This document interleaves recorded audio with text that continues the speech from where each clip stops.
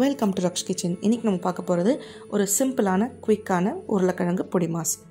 இதுக்கு தேவையான பொருட்கள் 2 வேக வச்ச உருளைக்கிழங்கு எடுத்திருக்கேன், உப்பும் எண்ணெயும் தேவையான அளவு, 1 பெரிய வெங்காயம், 2 பச்சை மிளகாய், 1/2 டீஸ்பூன் கடுகு, 1 டீஸ்பூன் உளுத்தம்பருப்பு, 1 டீஸ்பூன் கடலைப்பருப்பு, 2 பிஞ்ச் மஞ்சள் தூள், 1 கொத்து கருவேப்பிலை, துருவன தேங்காய் 2 டேபிள் ஸ்பூன் எடுத்திருக்கேன்.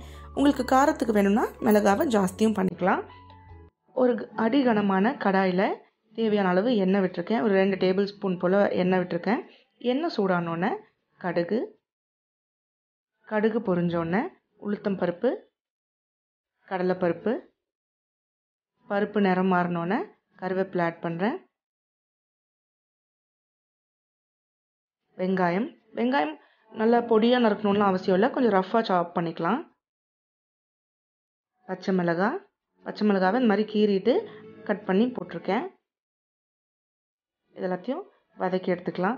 வெங்காயம் ஒரு ஹாஃப் குக் ஆனாலே போதும்.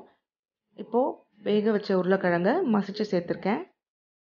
மஞ்சள் தூள், இந்த ரெசிபிக்கு தேவையான அளவு உப்பு சேர்க்குறேன்.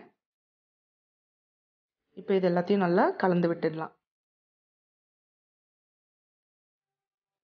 இது ரொம்ப குயிக்காக செய்யக்கூடிய ரெசிபி, ரொம்ப நேரம் ஆகாது. வேக வச்ச உருளைக்கிழங்கு தான் ஒரு 5 மினிட்ஸில் இந்த ரெசிபியை நம்ம ரெடி பண்ணிடலாம். இப்போ இது எல்லாத்தையும் நல்லா கலந்து விட்டாச்சு. இப்போது நம்ம துருவி எடுத்துருக்க தேங்காவையும் ஆட் பண்ணிக்கலாம். தேங்காவை ஆட் பண்ணிவிட்டு ஒரு 2 நிமிஷம் இதை குக் பண்ணியாச்சு. இப்போ ஸ்டவ் டர்ன் ஆஃப் பண்ணிவிட்டு சர்வ் பண்ணிடலாம். ரொம்ப சிம்பிள் அண்ட் குவிக்கான ஒரு சைட் டிஷ் ரெசிபி. சாம்பார் சாதம், வத்தக்குழம்பு சாதம், காரக்குழம்பு, ரசம், எதுக்கு வேணாலும் இதை சைட் டிஷ்ஷாக நம்ம யூஸ் பண்ணிக்கலாம். இந்த பொடி மாஸை நீங்கள் வாழைக்காயிலையும் ட்ரை பண்ணலாம், ரொம்பவே நல்லா வரும். இந்த ரெசிபியை ட்ரை பண்ணி பார்த்துட்டு உங்களோட ஃபீட்பேக்ஸை எனக்கு மறக்காமல் கமெண்ட் பண்ணுங்கள்.